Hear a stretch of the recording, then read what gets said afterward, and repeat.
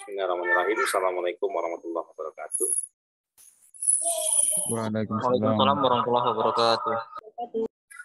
Selamat malam, salam sejahtera bagi kita semua. Baik, adik, saya akan melanjutkan materi terakhir di semester di tengah semester ini ya. Nanti bukan depan di tengah semester mengenai comparison of local farm and modern farm. Jadi perbandingan antara local farm atau traditional farm dengan peternakan sapi perah yang modern gitu.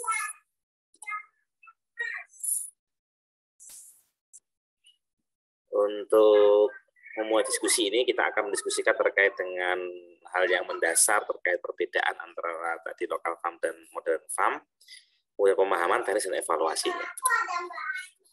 Yang mendasar ya, kalau kita melihat yang mendasar perbedaan antara local farm dan modern farm itu adalah tujuannya dulu. Tujuannya ini kalau local farm ini tujuannya itu bias itu dalam arti sebentar deh ya saya.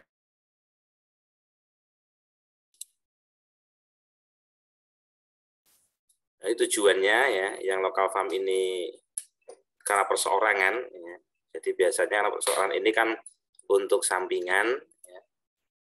Kemudian hobi ya. Tentunya berbeda dengan yang modern farm. Modern farm itu tujuannya jelas, pasti profit oriented. Karena tujuannya ini adalah profit oriented, ya, pasti sistemnya itu sistem beternaknya terstruktur, ya, dari hulu sampai hilirnya. Dari hulu ini dari off farm-nya, ya, dari kandang sampai off farm, ya, sampai ke konsumen. Itu bagaimana produknya ini diperhitungkan semua. Produknya ini harus ya, acceptable, ya, dapat diterima oleh market. Oleh karena itu betul-betul harus terstruktur, termanage, tersistem dengan baik dulu sampai hilir. Tapi kalau yang local farm, ya ini yang penting manajemennya ini ya, yang penting sapinya hidup, tetap berproduksi, gitu aja. Kalau kita bicara sapi perah ya berproduksi, entah produksinya bagus atau tidak, ataupun kalau produksi pedetnya juga kalau intervalnya panjang atau tidak, ya ini nomor 2 atau nomor sekian. Bahkan tenaga pun biasanya tidak diperhitungkan. Dan yang ketiga untuk terkait dengan update ya, keilmuan di modern farm ini skalanya sudah kelas internasional. Dan berdasarkan literasi yang up to date. Jadi update keilmuannya ini senantiasa terus dilakukan, bahkan skala internasional. Kita lihat UPBS, Kerjaan Livestock, Greenfield, ya, Taurus Dairy Farm, ini semua skalanya internasional. Jadi bibit yang digunakan, ya, konsultan-konsultannya ini, kalaupun misalkan Greenfield itu kalaupun ada ya itu beberapa orang luar negeri. Kalau UPBS ini meskipun Pak Firman itu sudah punya pengalaman 5 tahun di New Zealand ya, mengembangkan peternakan, mengawali peternakannya Pak siapa itu dokter siapa yang orang Indonesia itu ya, itu tapi masih saja UPBS itu konsultannya ada 1 orang yang memang orang Inggris. Jadi update keilmuan di luar negeri itu betul-betul skala internasional diterapkan betul.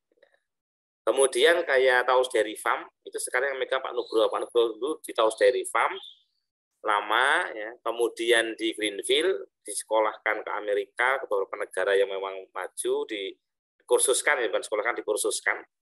Setelah mengabdi lagi pulang di Greenfield, sekarang kembali lagi ke Taurus Dairy Farm. Sehingga keilmuannya ini sudah standar diupdate, skalanya sudah internasional.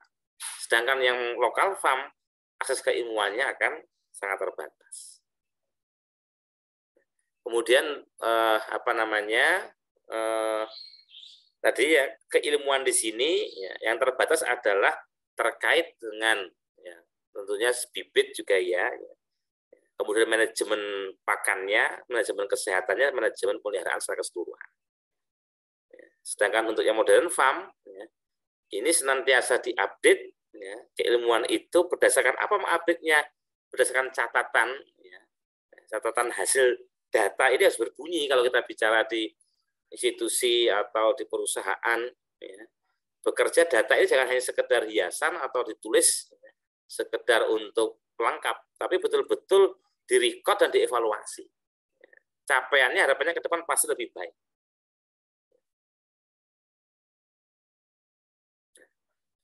Jadi yang modern farm baik feed resip ini berarti menu bahan ya, menu bahan pakannya, ransumnya ini senantiasa diupdate, manajemen pemeliharaan ternaknya, dan bagaimana memanage, memaintenance, menjaga environment lingkungan ini betul-betul support sesuai dengan standar kebutuhan dari ternak yang dipelihara. Kita bicara di sini konteksnya sapi perah, kambing perah, juga kambing perah. Sedangkan lokal farm ya nggak sampai berpikir sampai sini biasanya. Ya, sedangkan evaluasinya lokal farm ini ya tadi asal bisa berproduksi, ya, orientasinya pada hasil. Yang penting masih bisa menghasilkan susu, ya, masih bisa menghasilkan pedet, walaupun tidak bisa 12 bulan sekali, 15 bulan sekali, 16 bulan sekali. Tapi yang penting masih bisa menghasilkan.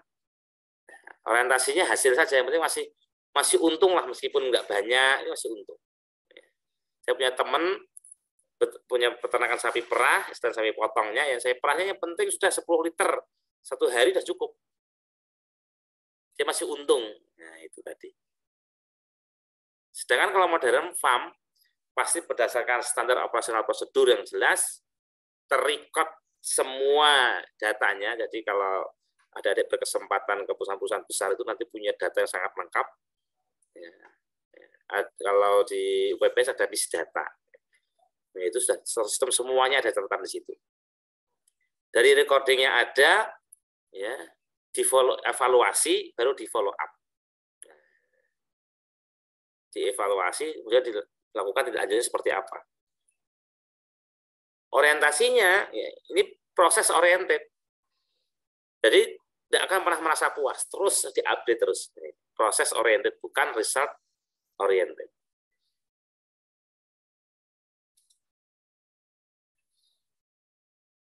Ya, kita lihat kalau modern farm ini, ya, tool manajemennya adalah successful dairy management ini tergantung dari people-nya, SDM-nya, resources SDM, kemudian ternaknya dan environment-nya. Important rules to remember, beberapa aturan yang penting untuk bisa diingat dan diterapkan. Yang pertama adalah fasilitas desain dan konstruksi yang mendukung. Desain ini betul-betul diperhatikan agar memudahkan dalam memanage. Jadi seperti ini, desain kandang seperti ini ya. Ini kan freestyle housing. Freestyle housing, kemudian kenapa ini ada penguncinya di sini ada locknya ini. Ini juga untuk memudahkan manajemen ketika ini mau di-manage, mau dilakukan satu treatment, mau di IB atau mau disuntik atau mau diberi tanda, ini di-lock saja ini. Sudah terkunci semua ya ketika makan begini. Dia bisanya hanya makan, tapi tidak bisa keluar dari jepitnya ini. Nah, pakannya ini nanti menjauh, dia sudah ada. Ya, sudah ada traktor yang dimodifikasi depannya ini seperti roda berputar satu arah, sehingga nanti rutin setiap sekian jam sekali ini untuk mendekatkan lagi pakannya ini sehingga terjangkau oleh kepala leher sapi ini. Yang kedua adalah kenyamanan sapi adalah segala-galanya. Kenyamanan sapi. Jadi sapi ini betul-betul ternak ya, kambing perah juga begitu, potong juga sama. Ada segala-galanya, karena kalau nggak nyaman sapi ini ya, maka yang terjadi ya, sebagaimana yang pernah kita sampaikan, kinerja sapi perah itu atau kambing perah ya, itu bisa dilihat, diukur dari dua hal. Yang pertama adalah aspek biologis. Aspek biologisnya apa? Ya, proses fisiologis ternak itu harus berlangsung dengan efisien. Nah, kalau tidak nyaman, tidak akan efisien. Dan ini pasti akan berimplikasi pada hasilnya nanti, yang itu secara langsung juga berimplikasi pada pendapatannya. Yang ketiga, punya breeding program untuk meningkatkan kualitas populasinya. Jadi breeding program ini penting untuk kualitas populasinya ini, genetik itu harus diimprove. Yang keempat, program transisi yang tepat bisa mencegah suatu masalah terjadi.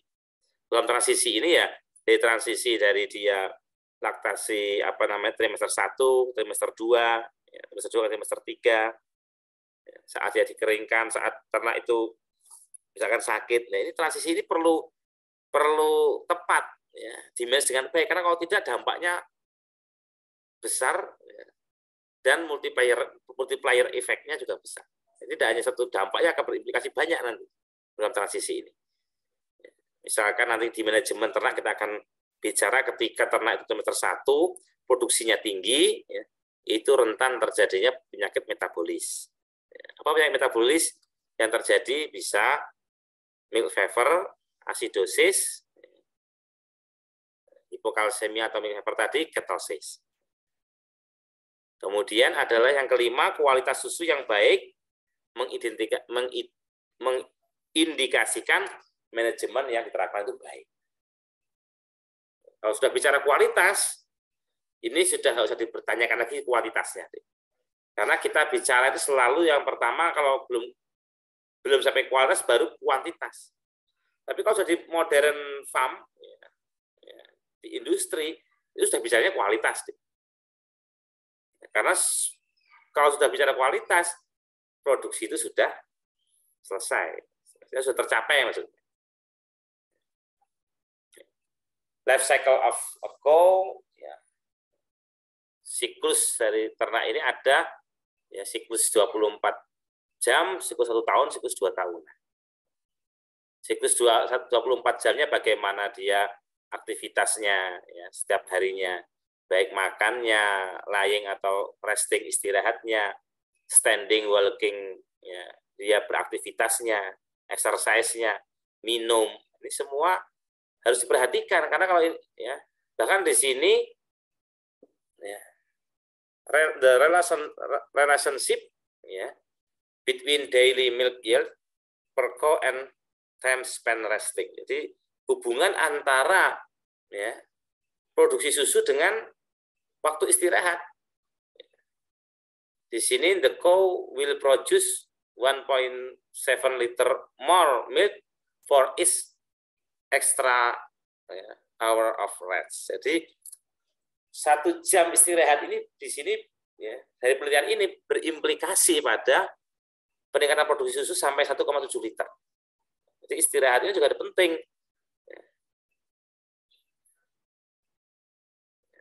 Ada siklus 1 tahunan, ini yang pernah kita diskusikan. Siklus 1 tahunan ini siklus induk, ya, biar bisa one cow, one calf in 1 year. Bagaimana saat dia beranak, pergantian tahapan-tahapannya di kandangnya. Trimester 1 berarti saat dia laktasi trimester 1 ini, bagaimana dia ya, kualitas pakannya juga kita perhatikan, karena di sini terjadi negatif energy balance. Bagaimana target produksi susunya, breedingnya. Ya, breeding itu berarti bagaimana ternak itu di proses breeding itu meliputi reproduksi juga ya. Kebuntingannya, dry itu sakering, dry off period. Ya. Terus seperti itu akan berlangsung siklus 1 tahunan. Dan yang kedua adalah siklus 2 tahunan. Jadi siklus pedet sampai nanti dia beranak. Ini ada dulu kan sudah kita di siklus biologi itu. Yang ke atas itu siklus 2 tahun, yang ke bawah siklus 1 tahunan. Kapan ternak itu beranak, colostrum feedingnya bagaimana, ya kan? Kemudian win pens ini berarti win itu kan penyapian winning period. Bagaimana nanti dia sudah darah bunting dikawinkan, bunting maternipen, ya. Ya, sudah apa namanya kandang dipisahkan untuk saat sudah apa namanya laktasi. Ya. Parlor efisiensi, ya, definisinya bagaimana efisiensi milking parlor ini penting sekali juga, ya.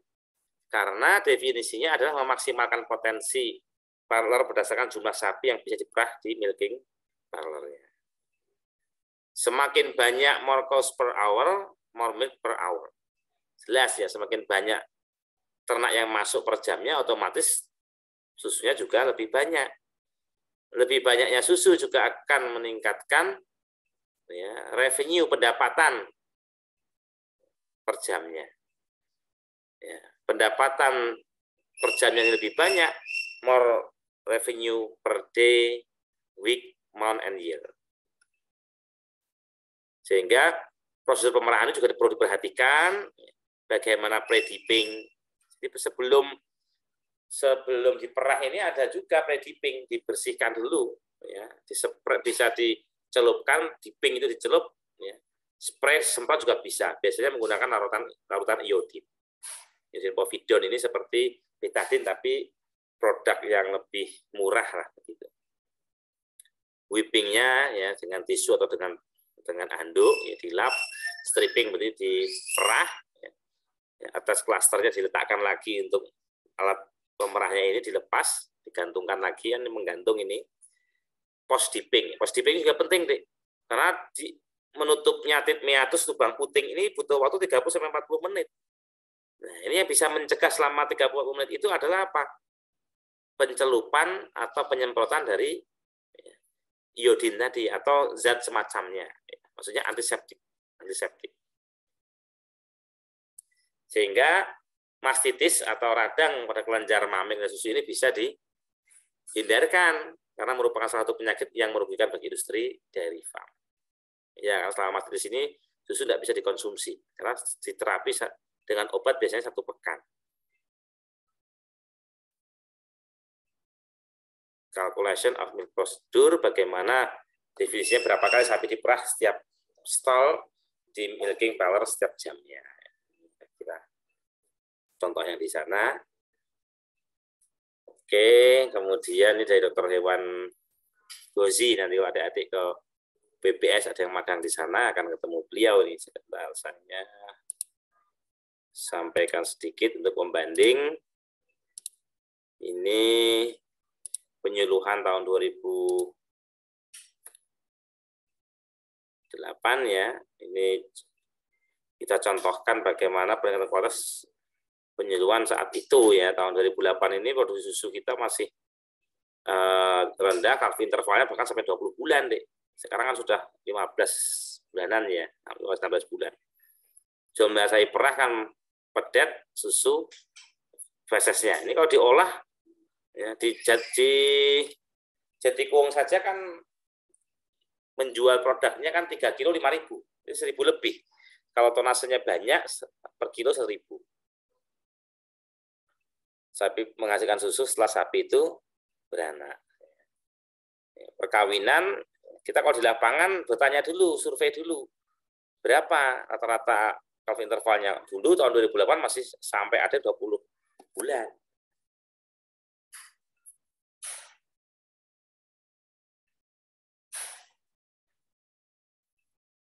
Hasil pemeliharaan tergantung bibit, iklim, perkandangan, perkawinan, perawatan, kesehatan pakannya. Ya, bibit ini perlu yang bagus, potong ataupun perah, ya, sehingga diperlukan recording. Karena kalau kita hanya membeli berdasarkan apa namanya performance, ini bisa ya, karena kita nanti semester 4 akan belajar judging penilaian ternak itu seperti apa. Tetapi lebih valid kalau punya data recordingnya.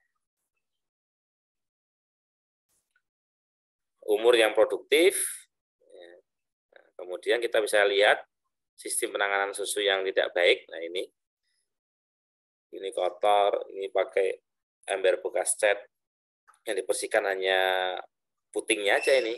Padahal susu ini kandungannya 80%, 88% kan air. Air tempat tumbuh media mikrobia yang sangat baik. Kemudian kandungan nutrisi susu ini juga mikroba akan sangat mudah berkembang di situ. Nah, ini yang seperti ini kadang masih kita jumpai sampai saat ini pun di beberapa daerah masih bisa kita jumpai deh. Ya, nah, ini hasil ini cacat untuk ngecor kalau kita melihat di ini ya. Boleh sebetulnya pakai seperti ini, tapi dilapisi plastik dulu deh. Nah, ini sebagai tempat penyangganya aja gitu.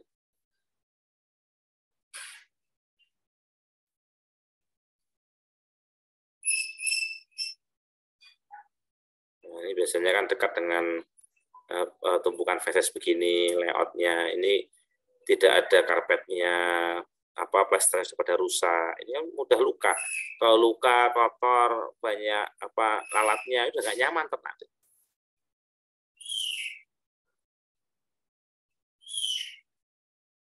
Nah, bisa kita lihat.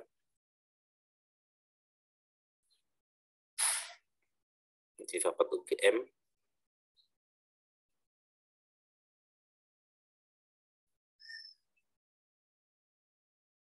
Nah, ini kalau untuk terkait detail ininya nanti bisa kita lihat. Bahkan saya tergantung berat badan, umur laktasi atau produksinya, ya, kebuntingan, jenis kelamin.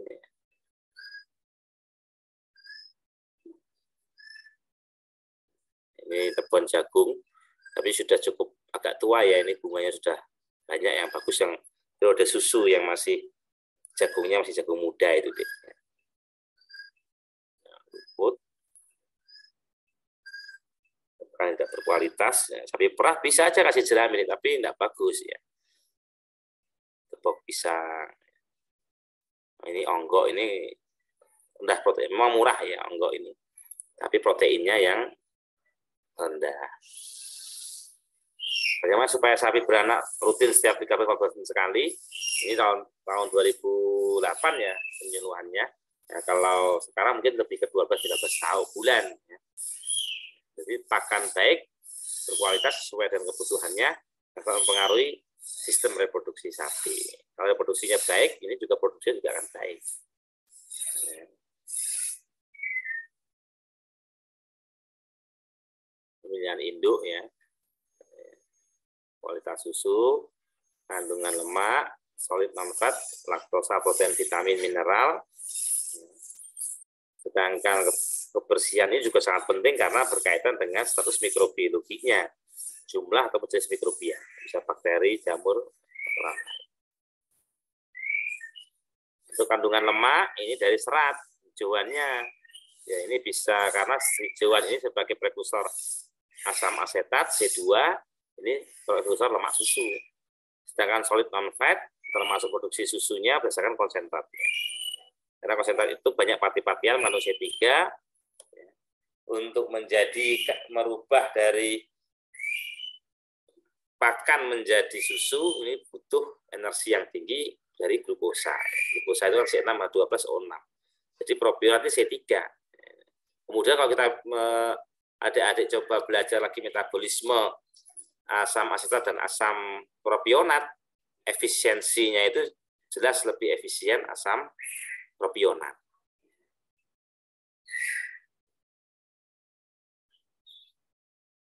Untuk mengurangi kandungan bakteri susu, kebersihan kandang sapi, pemerah, penampung, buang pancaran pertama susu, karena di pancaran susu ini kan di antara lubang puting awal ini kan biasa bakteri ada di situ. Jadi kalaupun pancaran pertama biasanya dibuang, disaring, kemudian segera dilakukan pre-dipping. Jadi penting ya, untuk mencegah terjadinya mastitis atau penyakit lain. Segera dinginkan ya, ini juga penting karena ketika masuk di suhu refrigerator itu terjadi penghambatan perkembangan mikrobia, utamanya bakteri. Kalau di freezer lebih lama lagi. Oke, saya kira yang bersih dan